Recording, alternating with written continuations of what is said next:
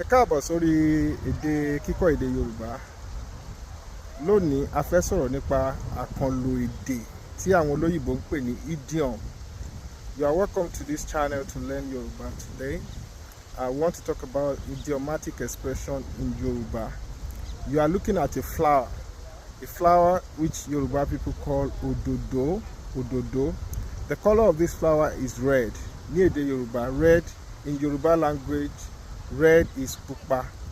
Nítorí náà, therefore, à ń wo òdòdó pupa, red flower.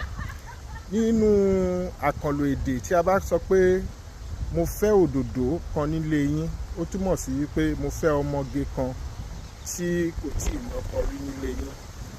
So ní èdè Yorùbá, mo fẹ́ ọmọge, a fẹ́ òdòdó.